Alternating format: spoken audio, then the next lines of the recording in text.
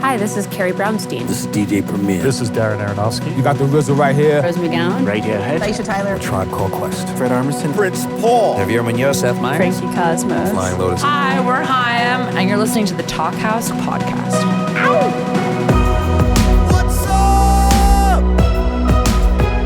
What is up? It's your boy, Elia Einhorn. Welcome back to the Talkhouse Podcast. We have a very special show for you in two ways.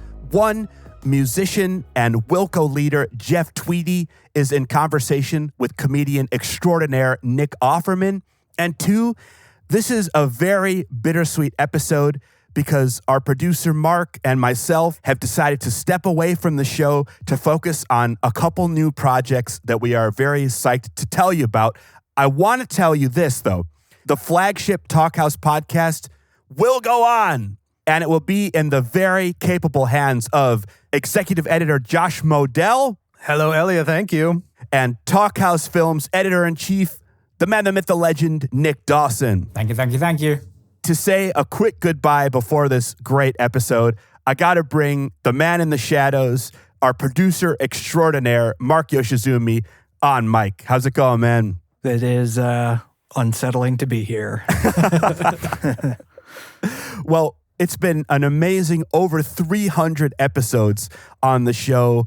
I started out as the engineer on the very first episode, and I was moved to producer and then took over as host 4 years ago now. Mark, you were my tech guru. You taught me everything I know about recording and thankfully agreed to come on and fix all my shitty mixing. For better or for worse. But yeah, man, huge thanks both to Josh and Nick for being amazing co-hosts and bookers of the show for so many years. Mm-hmm. I am really looking forward to hearing the shows that you guys are going to bring on. Yeah, man. Amen. You're too kind. Thank you, Mark. And huge love to Ian Wheeler, who started the Talkhouse and continues on as publisher extraordinaire. So we have a producer extraordinaire and a publisher extraordinaire, evidently. Well, I want to also give a shout out to a doer of all things extraordinaire in Keenan Kush, who doesn't get credited on every episode of the Talkhouse Podcast, but certainly does a huge amount of behind the scenes work on every episode. So Keenan, it's been an honor and a pleasure working with you. And thank you so much. Thank you to all our guests who have come on over the years. Thank you to all our listeners who have been with us. And like I say, the show is in incredibly capable hands. And you're not even going to know we're gone, except there's going to be a lot less loud-mouthing at the top of the episodes. What's up? We just need you to record like 50 or 60 different what's ups so we can insert them into future episodes. But I will be saying chop it up every week. Okay. So. Nice. Keep it locked. Listeners, you guys fucking rule. You can follow me on Instagram at Elia Einhorn to keep an eye on the new shows and radio stations that Mark and I are launching. And of course, follow at Talkhouse for this brand new collaboration that we're about to have dropping. It's an amazing new series on Talkhouse that I'm not allowed to say anything about, but I cannot wait to share with you guys. On that note, should we talk about the show at hand, boys? Let's do it. Josh, tell us a little bit about Monsieur Tweedy. I think everyone who listens to the podcast is probably pretty familiar with Jeff Tweedy, the singer-songwriter. Cut his teeth in Uncle Tupelo. Now, of course, is the leader of Wilco and also the leader of Tweedy and releases solo records and now has written his second book, which is the occasion for this conversation. The book is called How to Write One Song, Loving the Things We Create and How They Love Us Back. Talkhouse Podcast listeners might remember it from last week's show, which featured Jeff along with Nora Jones. But this week, we partner him with someone else. Like the Nora Jones of comedy, basically, Nick Offerman, who is, I think one of the most distinctive personalities in comedy, in TV, in entertainment generally. Best known for playing Ron Swanson on Parks and Rec. Can I just say what I've been wanting to say since we recorded this, Nick? Say it. Ron fucking Swanson. A hero. And for my money, one half of the best damn #relationship goals marriage in the biz with Megan Mullally. Those guys are amazing. So yeah, it's just a real pleasure to have these two friends in conversation, just chopping it up. Yeah. And as we learned, Offerman's not only married to Megan Mullally, he's also married to Jeff Tweedy. Little known fact. You heard it here first. This episode was originally aired as a live stream that was co-hosted by one of our collective favorite venues in the world, the Hideout in Chicago, and the wonderful Seminary Co-op Bookstore located at 5751 South Woodlawn Avenue in Chicago. If you haven't picked up Tweedy's new book yet, pick it up from Seminary Co-op Bookstore. It's my dear friends at the Hideout and my neighborhood bookstore, all in one. I love it. And the guys get into quite a bit here. We hear all about demythologizing the artistic process. They give their take on the current political climate in the U.S. They talk about the godlike act of creation. And they talk about, in songwriting or any creative endeavor, the importance of using the voice that you were given. We also hear about the parallels between woodworking, this is Nick Offerman, and songwriting, and about a very hardworking bumblebee named Billy Bob Bill. Can I just add, one of my favorite parts of this conversation is that they're casually talking about their mutual friend George, who helps them with their writing, who is, of course, George fucking Saunders, the greatest living writer. That's just George, our buddy George. Our pal. Keep it locked for this wonderful conversation, which is followed by a Q&A and then an exclusive solo set by Jeff Tweedy. Should we do it? Let's hear it. Excuse me, my camera seems to be tilted down at my breasts. Now, without further ado, let's please welcome Jeff Tweedy to the proceedings. Hello. So I've read this book, and we've communicated, because we're in a marriage together, that everyone should know is okay with our wives. So it's not, it's not a secret or anything. But I communicated to you that I found your book, especially at this moment when we need some solace and we need some encouragement and inspiration and optimism, an incredible dose of medicine, a heaping spoonful of those things. I guess the first question I would ask you is, you're a world-traveling, kick-ass rock musician. What is it, given the opportunity to create any of the many things that you can create, why this subject matter? Well, after I wrote the first book, which was, more of a memoir, there were a lot of pieces of the first book that were about creativity, were about process and things that I like to think about and like to talk about. And I actually got it was from you and our friend George, who you both kind of encouraged me to expand upon those ideas. I felt like that was the part that resonated with my friends that make stuff. So I started thinking about what a book about creativity would look like. And I came up with the title to kind of focus my mind on where I would start, talking about what I think creativity can do for you and what I think it really is, as opposed to how it gets mythologized and made more magical than it needs to be. It already is incredibly magical, but I think we do a disservice to a lot of people wanting a way in, a door into their own creativity, to make it appear to be something prohibitive to, artistic geniuses, for example. Right. Well, it's something that it's a lesson that I learn over and over again as people keep hiring me to do creative things that I feel like I'm clumsy at. You and I have actually sat around and played with writing some songs together to my great delight. And, you being the Obi-Wan Kenobi of this relationship. And it's a lesson that I still can't quite wrap my head around. The lesson is appreciating that when I hear myself sing, for example, basically saying, that doesn't sound like the way I wish I sounded. I wish I sang like a superhero, but no, I sound like me. Tell me how that should be okay, because I still am not super okay with my singing voice. Yeah, I think a lot of people, I think I still struggle with that. I think everybody struggles with what they sound like. For me, I have a lot more trouble with my speaking voice, and doing a book and doing an audio book has forced me to confront that more than the singing voice, which I've grown accustomed to or made peace with.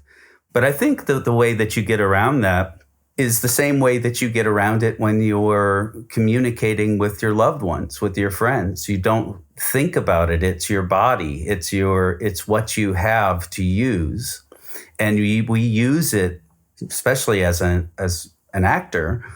You are accustomed to using all of the different aspects of your voice that you have control over to communicate. You aren't just using words, you're using volume, you're using, all of those. I don't know, if you focus on the communication part, I think you can make peace a lot faster with what it is that you're actually doing. We don't all have, the most expensive instrument in the world or the most rare set of vocal cords or anything like that. But we all pretty much all have some ability to make our feelings known to each other. And sometimes a flawed instrument is actually more able to convey some of those things than a pristine instrument.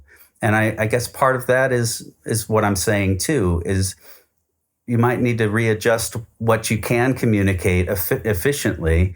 You might be suited to saying a specific type of thing that no one else really has access to with a perfect voice, their stupid perfect voice. Yeah, no, I agree wholeheartedly. I mean, it's a great example because I communicate by performing words largely, and you hit it right on the head. I don't think about, if I'm performing anything but singing, I don't think about how it's going to sound. I simply communicate it as effectively as I can. And so, I mean, when the few times we've collaborated on songs, it's a torturous process because you generously help me with songs of my own. That's the collaboration. A few of them can be found at the end of one of my audiobooks. And then in my current tour, I have a song that we wrote together called Thank God It's Friday, about a hardworking bumblebee named Billy Bob Bill. And the horrible part of writing songs with you, for me, is that you make the music. So I usually come in with an idea or with words, and we kind of collaborate on the words.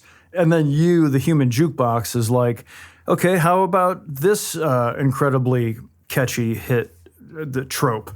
And I say, oh, that sounds awesome. Or I'll say, I don't know. And you say, okay, how about these 3 other choices right off the top of your head? And it's super impressive. Then we decide on it. Then you lay down a scratch vocal of like what it should sound like. So then in my headphones, I have my hero, Jeff Tweedy, singing this song. And the ultimate goal is to replace your voice with me, with my donkey's voice. And so it is, I appreciate that's a load I have to bear, and that I have to become okay with, the wabi-sabi of appreciating my own voice. Well, if I can make you feel better, that we shouldn't do that anymore. We should, you should sing the demo when we get it to a place where we're happy with it. But I was going to tell you, when I was writing songs for Mavis, I would send her home with a demo version with me singing the song a lot of times. And she would come back to the studio the next day and she would be singing like this. She would be like, what? I was like, what are you singing? Are you trying to sing like me? And she would get it in her head like that too. So I don't think it's necessarily that I'm delivering some definitive version of something. I think it's just a natural inclination when you hear something the first time and you respond to it and you like it. I think that it is a little hard to make it your own, Yeah, and I mean, I have, as you know, I've been a rabid fan of yours for a very long time before we finally met, just a handful of years ago. And so it's whoever you love to hear singing, which in my case is you, to hear you, and then I think, well, that sounds great. Like, why can't we just be done? Like, sounds like we got it, Jeff. So I have to learn to get okay with my own thing. But that's something that really comes across in your book that I think is such a valuable life lesson that I continue to learn and I continue to try and impart on others when it comes to creativity. And that is understanding that whatever you have, whatever is yourself, is quite sincerely the most incredible and charismatic thing you have. And the conundrum or the counterintuitive part is that that's the thing we know the best. And so usually it's easy to be to find displeasure or at least not be interested in that. So when I started acting, for example, I didn't think I could just act like myself because I was like, who cares about me? I want to act like a cool dude. So then I tried way too hard and I was bad. Yeah, the world is really efficient at teaching this lesson that things are supposed to be hard. That when you are so great at something, when you're watching somebody that's so great at it, they've obviously worked hard, and that part is true. But it has also, at the same time, I think taught a lot of people, and I don't say this in my book, but I wish I had, because I think this is a real important factor for a lot of people. People tend to have learned to devalue the things that come naturally, the things that come easiest to them. I think I talk about it a little bit in the book, but I've seen that with incredibly talented people where they have this thing, they have this voice that just pours out of them, but for some reason they want to do, something that sounds roughed up or something that's weirder than what they sound like, or you could use a million different examples. It's just wanting to be something different than, and valuing more something that they perceive to be harder than the thing that just pours out of them. And then there are people like Dolly Parton who nail it. She has this effervescent gift, and she actually is aware of it, that her main thing was to discover who she was and then do it on purpose, to be that on purpose, and continuously recharge and allow that personality to be what people enjoy and see and she shares. Yeah, she's a great example because when you're in it, even if you succeed, as Dolly Parton has, if you are Dolly Parton and you're living in it, I can only imagine that maybe you have a couple few hits, and you do very well delivering Dolly Parton to your audience.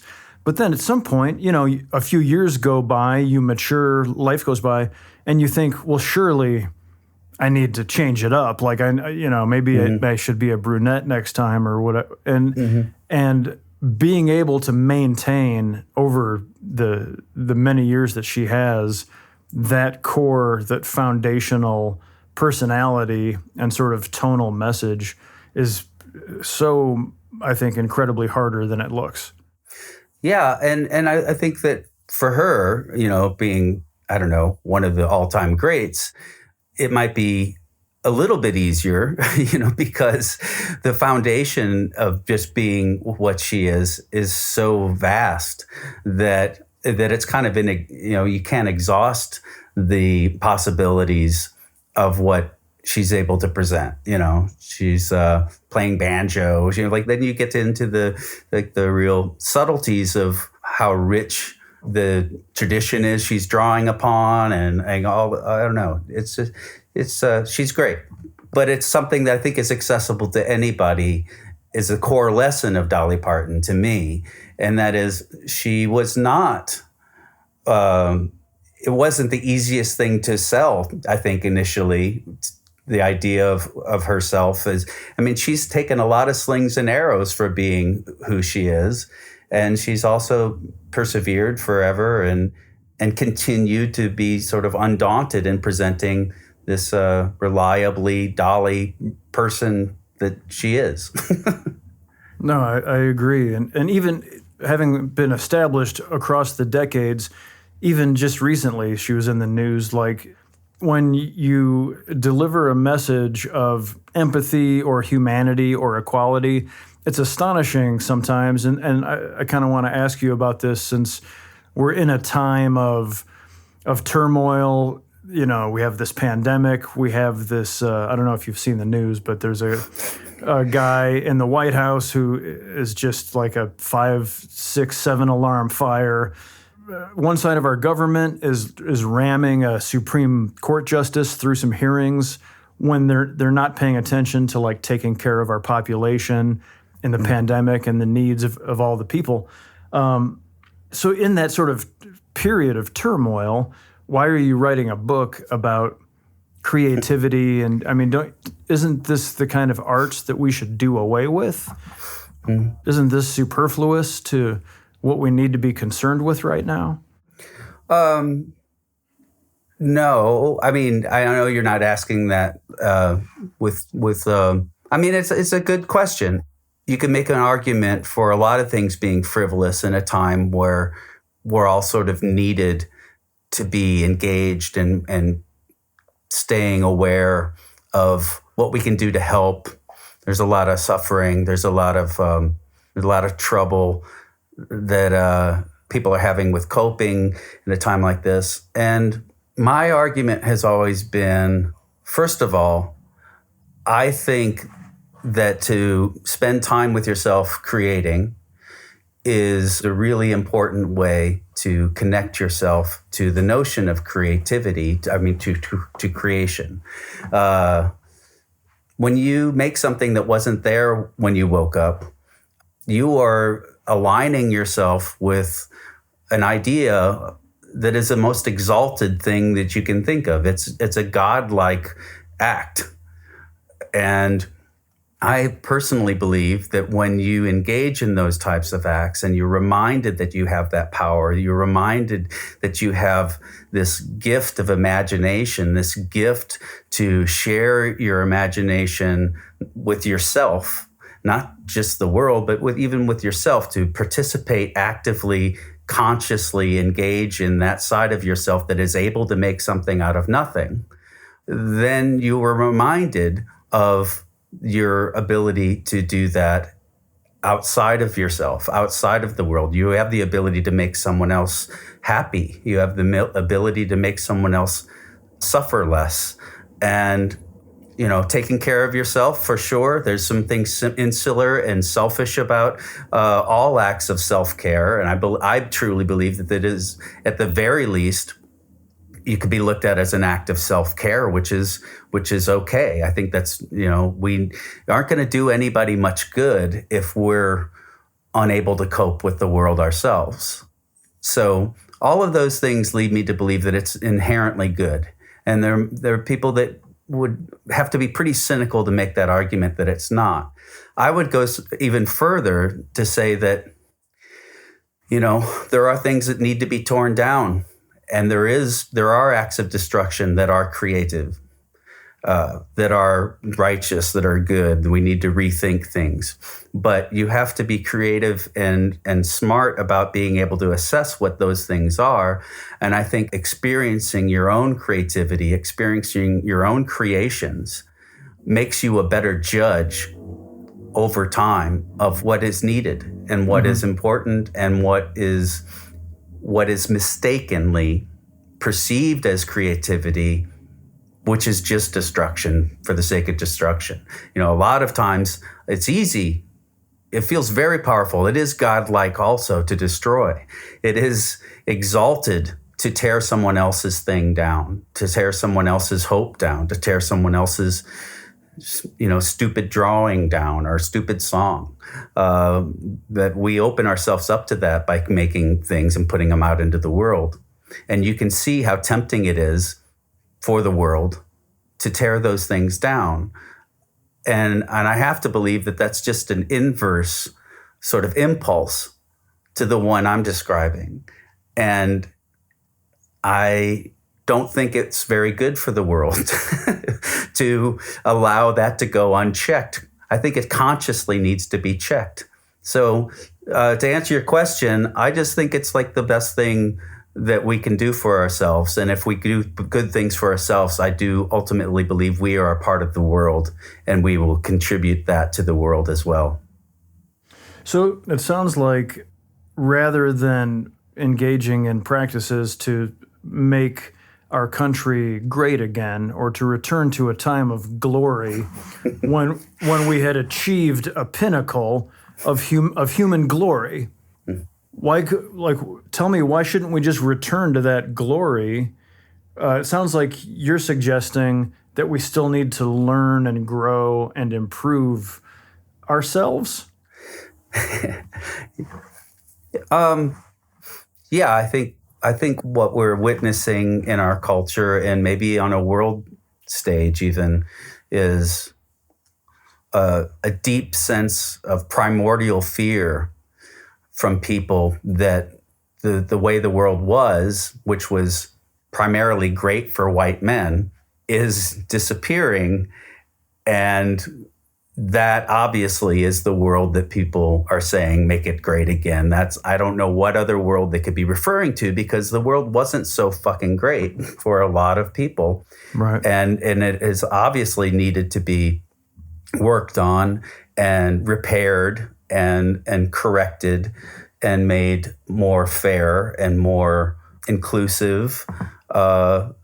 It needs to be made kinder. I have never understood why people, I guess it has to be overridden by fear of some sort, but why wouldn't you want your neighbor to be happier? Why wouldn't you want your neighbor to feel more secure in the world? Why wouldn't you want your neighbor to feel more seen and represented by the culture that they live in as well as you do? So I think when you and I were growing up was maybe the last time period where we still felt like the future was where things would get solved, where the things were going to get better. And I remember that slowly leaving me as I got older. And I don't think that happened to every generation. I think that a lot of generations continued to believe that for most of their lives. And when people say, if I take them at their word, at the most pure expression of the idea of make America great again, I could maybe get myself to understand it as, let's get it to a place where we feel hopeful about the future again. Right. But let's just say that. Why don't we just say that? Let's make it. Let's make our way into a place where we live up to more of the promises of this amazing, idea of a country, or live up to more of the promises that we all espouse through our religious beliefs. And I can't give it all away. I can't let go of it completely, because I believe that it is achievable through through a lot of compassion and awareness. Well, thank you for being candid with me. And I agree with you. I maintain a sense of optimism and focus on looking for the work that we can be doing in that direction. And your book, I think, is a wonderful roadmap. There's a wonderfully specific quality to it. And it's funny, think about the way I write songs. They're very specifically a delivery system for like jokes and like social commentary. And so a lot of your book I found frustrating, because there are these really fun exercises that are like, just let a random train of make ridiculous pairings of words, and it is all fun and effective. But my problem is I would have to not want to have the joke delivery system that my songs are, and instead just make, a free-form organic song. And maybe that will come to pass one day. But stepping back from songwriting, I think your book is a great guidebook to the path of life, to the sensibility of staying open to all the pieces that are presented to us, whatever your context might be, that we all are capable of making something beautiful and efficacious with whatever ingredients are in front of us. You make such a lovely point. All of your points land so satisfyingly about taking a series of phrases, cutting them up and reordering them. And it's terribly effective. You're able to then say, oh, 8 lines of cocaine starts the verse, of course, and it lands on you like a ton of bricks. I mean, do you feel like your idea for this book was specifically as a songwriting coach or teacher, or did you feel the sort of greater wisdom that you're imparting? Well, I think that my highest aspiration was to teach someone how to teach themselves how to make a song or to find their own process. And I could see if you were looking at it like, okay, this is a step-by-step guide, that could be very frustrating, especially since you already have a process that delivers what you want to communicate. You're already doing part of the work for yourself in a way that is you don't really need a book to teach you how to do. You've found this way into some form of expression that you feel really comfortable with and you enjoy, and you're doing that. I think in my case, where the book might be helpful is if you became stuck. And I think even within those parameters of how you specifically want to communicate and deliver jokes and social commentary, you could take a step back, do one of the exercises or something like that. And it might present something that would even fit in with that framework, if that's what you're looking for. You're right, and I'm going to try it, and I'm going to tell you how I did. And what you've just done is gently made it clear to me that it's okay to try a new system. And you're totally right. Like if I want to write a song about how much Brett Kavanaugh loves beer, for example, I'll write out a bunch of sentences and anthemic salutations, and then I'll fuck with them using the Jeff Tweedy methods, and I will let you know how I did. That sounds great to me. If there's a through way to read the book, like a linear, chronological, one page in front of the other way to read the book, it is more along the lines of just a broader pep talk about giving yourself permission to make stuff, to write songs, even if you don't know how to play any instruments, to contemplate writing a song, I think is a little bit of time better spent than a lot of things we do. But if you are an aspiring songwriter, I think that it could be something where certain sections are almost like a workbook or something, where you could kind of come back to them and use them over and over and over again and get different results. Right. Well, I love that. This show is brought to you by Patreon, who ask creators, are you tired of being paid in clicks and likes? Social media and streaming platforms help people find your work, but getting you paid is another story. With Patreon, you can stop rolling the dice of ad revenue and per-stream payouts and grow your creative career through the direct support of the people who care the most, your fans. Since Patreon is built for creators, not advertisers, you'll skip the middleman and develop a sustainable income source by offering a recurring membership to your fans. In turn, they'll get access to exclusive community, premium content, and the chance to become active participants in the work they love. The creative system is broken. So if you're a podcaster, video maker, musician, writer, illustrator, a creative person of any kind, sign up on patreon.com now. That's patreon.com. And change the way your creativity is valued by building the steady income stream you deserve.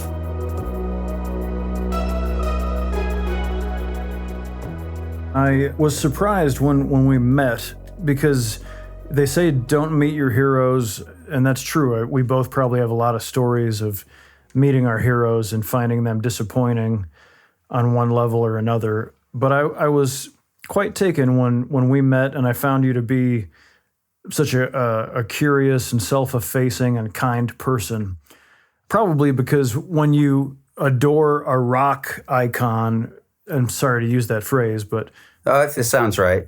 yeah, if the shoe fits, if the glitter boot fits, that's an intimidating icon, you know, where you're like, oh my God, like I'd be so scared to sit next to Lou Reed when he was around in a restaurant. Just like if I cut my chicken fried steak wrong, I would be afraid he might give me a tongue lashing. But I could talk to you all night about this because I love your curiosity and your openness, and you inspire me together with our friend George to remain young and to maintain the attitude of a student, understanding that we're human beings, that will never be done improving. And so let's stay open and talk to each other about these things.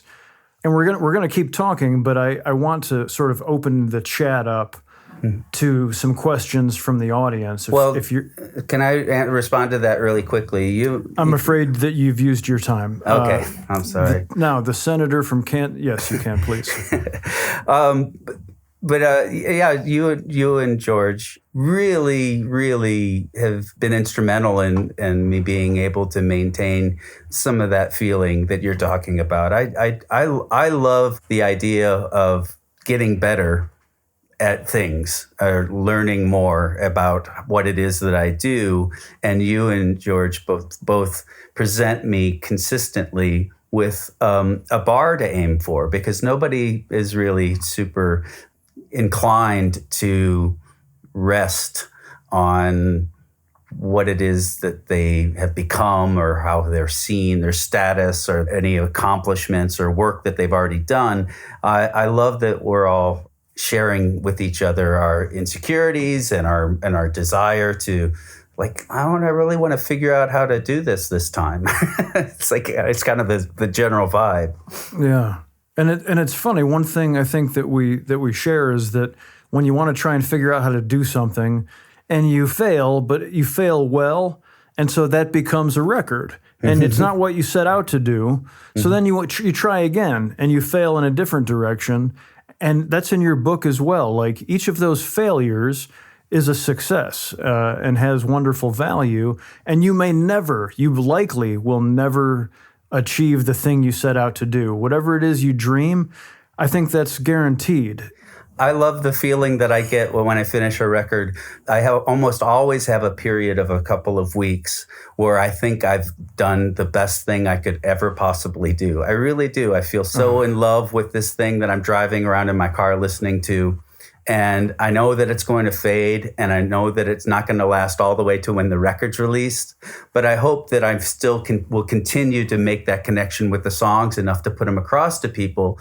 But I love that sense that I get. And then I also am very appreciative of the fact that it goes away, and I want a new song to sing. You want a new role. You want a new challenge. You know, it's a way to keep moving forward and to have something to look forward to. It really is. All right. Well, let me throw a few questions at you from the crowd. I don't have who these are from, so a person listening asks, how has the vulnerability of writing a memoir and now your new book been different from the vulnerability of being on a stage? I think being on a stage has taught me most of what I know about myself in terms of putting it into a book, or I don't know, being self-conscious / self-aware. I don't know. I don't think I'm the most comfortable person on a stage to begin with. So I think that at some point I really liked and assumed that there was a persona that's supposed to be emerging as an artist, like not necessarily full David Bowie, but that it was okay to kind of have a mystique or a person that you became on stage. And I never, ever could get myself to be comfortable with that. And so at some point, I set out to try and become more myself on stage and not feel that weird, almost an icky feeling of like that wasn't really me coming off the stage and hanging out with my kids. So that experience, I think, made it easier for me to maybe be a little bit more straightforward in writing like my memoir and this book, because that's part of it, is part of like not really wanting to project any mysticism or persona, even though those things are going to be there. They'll get projected onto you no matter what you do if you stand on a stage with lights on you. But I feel the same. I feel the same on stage and off. And as I've gotten older, that feels so good to me to not feel like I have to change at all in either situation. Yeah. Yeah, I agree, and I think it really comes across. There's a great authenticity in your writing. By the way, like my mom and dad recently read your memoir, and one thing that I love that I've experienced as well is you're really a funny writer. The first time I read your first book, I was angered for a short time. Because, when people rack up the talents, you're like, okay, come on. But you've got really good jokes in there. Okay. Moving to the next question. Jeff, do you know right away if a song is worth finishing? Have you ever worked at something mediocre and have it turn out amazing? Yeah, that's actually something that's, I think it's probably way more common than people would think. I talk about it a lot in the book. I think that not necessarily what song needs to be, am I going to work on this thing thinking it's mediocre? I don't necessarily do that. But I might work on something that I made a voice memo of like months ago, and I'll just get it out in the studio and say, well, let me see what I can do with this. And for a long time, I might be thinking, I wonder why I recorded this. I don't really quite get what sounded so promising to me that I got out my phone and recorded it. And over time, it almost always unlocks, something unfolds in a way that I didn't expect. And I never look at it as wasted time. I have hard drives full of recording that I've done that has led me to the next song that I really loved. For me, that's a lot of the way I've learned how chords work and how music works, is by forcing myself to pursue something until I understand it musically even. So yeah, I highly recommend working through stuff that you are suspicious of. If that's all you have, if you have something that's sitting there that's super inspiring and you love it, and I mean, that can be its own daunting challenge, because sometimes you don't want to touch it because you don't want to break it. You don't want to like fall short and taint it with a failure to get to its potential. But I think you should do both. I agree. In the wood shop, when you're trying to make something beautiful, you actually plan, as part of the process, at least I do, to make mistakes a few times. Like you buy extra wood to screw it up. You're like, okay, I got 3 tries. Hopefully I'll work out the kinks. So the 4th try is the mahogany, and I'll get it right. And so I depend on the mediocrity, just like with anything, so that eventually you can achieve greatness. Yeah, I think in the book I said you have to sound bad to sound good, or, it's a forgotten part of it. I think almost everybody that you've ever listened to has allowed themselves to sound really, every song that you probably ever loved did not sound that way when it was beginning. Yeah, you have to make a racket. This next question is also addressed in the book, and I love what you say about it. Jeff, I'm a single working mom of 2. Do you have any advice on how to connect to that space within when you're exhausted? How can you access in stolen moments? I think for people in a situation like that, there are some really, really good exercises. The main trick is to get yourself to ask something reasonable of what it is that you're doing. If you think I only have 10 minutes. I'm not going to write Rhapsody in Blue in 10 minutes. You're right. You're not. That's not going to happen.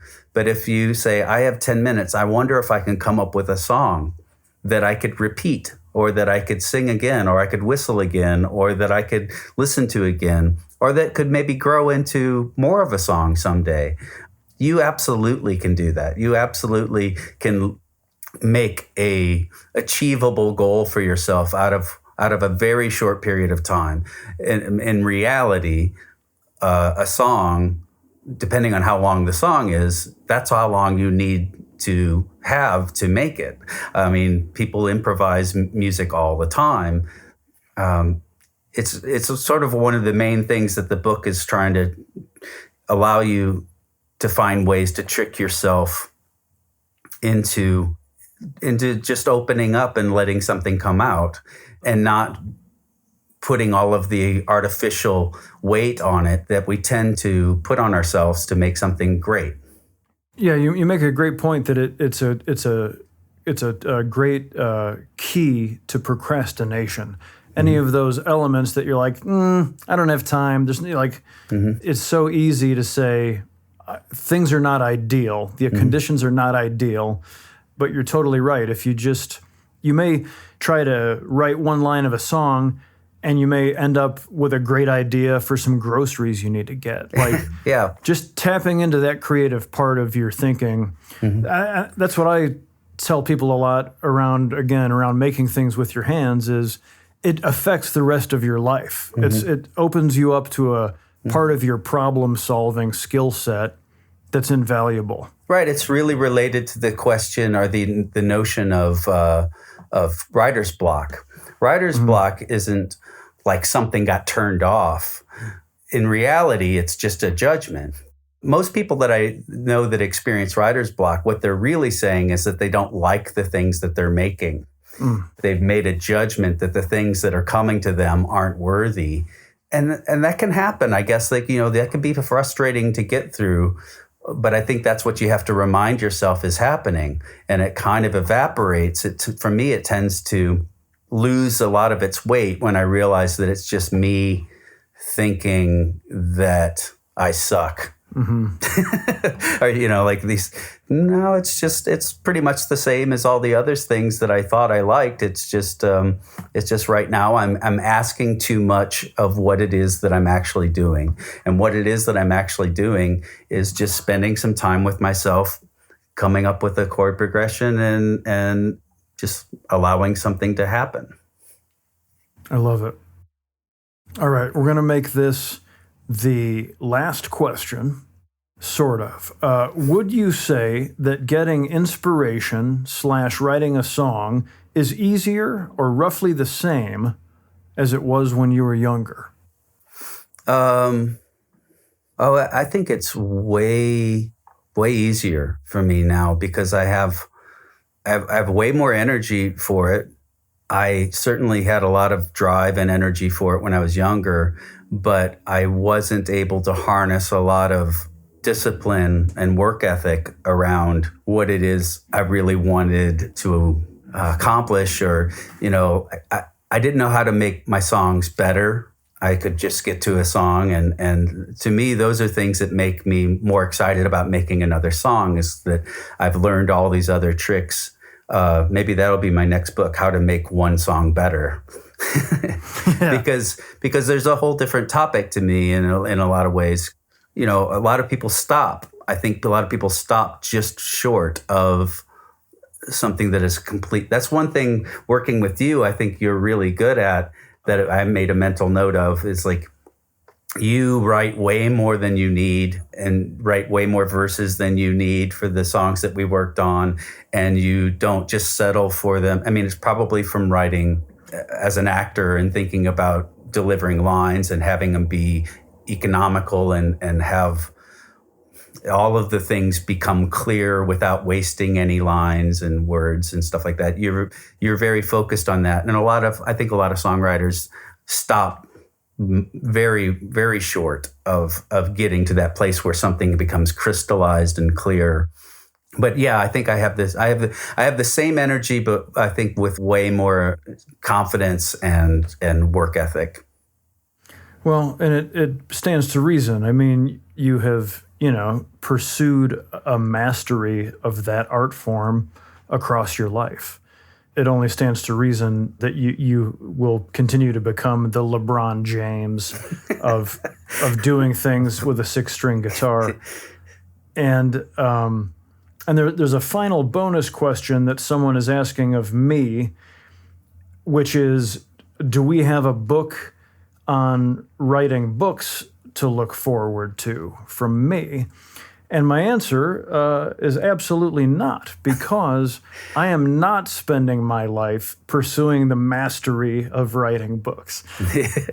In fact, it's all I can do to get a book done by the seat of my pants, which gives me the opportunity to, I think it'd be nice for the two of us to give a shout out to the incredible woman who edits both of our books. Yes, that's correct. The astonishing Jill Schwartzman. She's edited all of my books and both of yours. Both of mine, yeah. I would say that I don't remember writing either one of my books, so it's entirely possible that she wrote them because I feel like she willed them into being. I couldn't agree more. and she's the reason I won't write a book on writing books, because I secretly suspect Jill of having written my books. Right. I know I wrote them, but I don't remember writing them because she's so good at making that process, sort of similar to some of the things in my book about writing songs is like, I probably learned from Jill in some ways, because it is a manageable goal that you aim for each day. And that's over time accumulates into something that you had no idea you could do. Well, thank you to Jill from both of us. And absolutely. I would love to get into all kinds of more trouble with you, but for now, because there's only so much bandwidth in the world, I'm just going to say thank you for letting me share this time with you. Always so much fun, Nick. Thank you so much. My pleasure. Congrats on creating another beautiful bouquet for the world to admire. And I think you're going to stick around maybe and noodle on that guitar a little bit. I think I'm going to play a couple of songs from the record that I wrote while I was writing this book. I love it. Well, I happen to know that record and highly recommend it. So thank you all. If anybody stuck around this long, Jeff, I'll see you in bed as part of our marriage. I'll sing the song I wrote for you. Please and thank you. Thank you. Bye. Bye.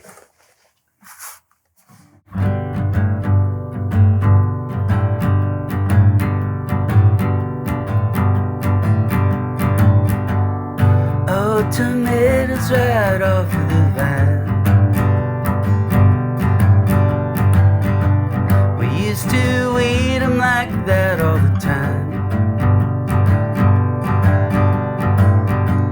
And if you think that's the best thing I ever knew, guess again, my love is you. Riding with the wind blowing in my hair, and the sun shining down everywhere. If you think that's the best thing I'll ever do, guess again, my love. Guess again, my love is for you. Oh, trouble, I can sing it the same, just about the same as any other song you can name. And if you think that's the main thing pulling me through, guess again, my love.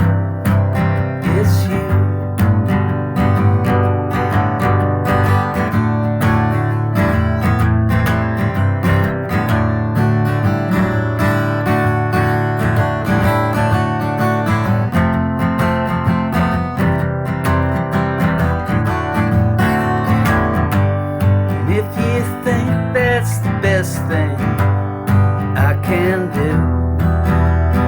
Guess again, my love is you. Maybe you noticed how light I am. Maybe you've been thinking I'm drinking again. Oh, I'm high, but there's really nothing new. Guess again, my love. Guess again, my love. It's you. Guess again, my love. Guess again, my love. It's you.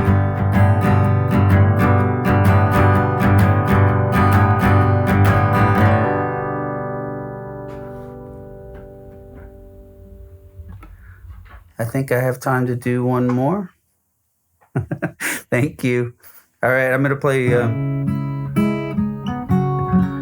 robin or a wren.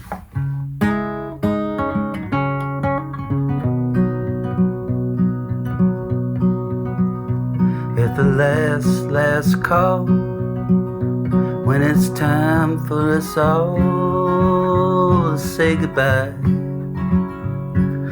I know I'm gonna cry. I know I'm gonna cry. Because all in all, I'm just having a ball being alive. And I don't wanna die. I don't wanna die. At the end of this beautiful dream we're in, I'll wake up again, a robin or a wren, and then I'll sit outside your window. I'll sing a song you'll recognize, and you won't know why. You won't know why.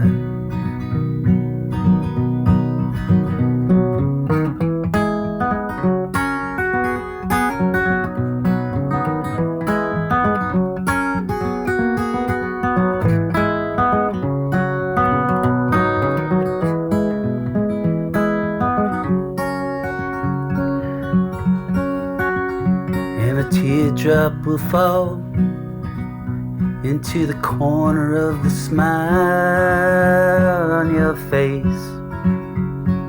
and I'll be alive. I'll be alive. I'll be alive. I'll be alive.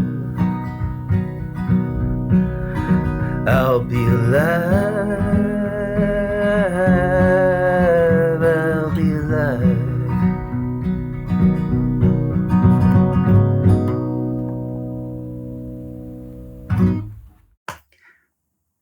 Well, thank you, everybody.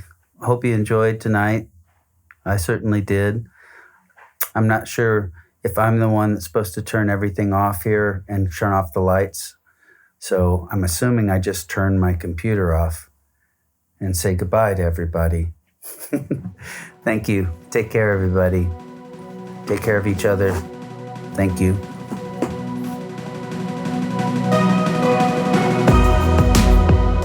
Thank you so much, Jeff Tweedy, Nick Offerman, and our co-presenters, The Hideout and Seminary Co-op Bookstore. From The Hideout, I want to give huge love to Tim and Katie Tutton. You guys fucking rule. The best. And of course, go back, listen to the previous Jeff Tweedy episodes we've done with Nora Jones and Abby Jacobson. You can find Talkhouse on all your favorite social platforms, including Instagram, Facebook, Twitter, all at Talkhouse. The researcher for today's episode was Reese Higgins. Jeff was recorded in Chicago by Mark Greenberg, and Nick recorded himself. Good job, guys.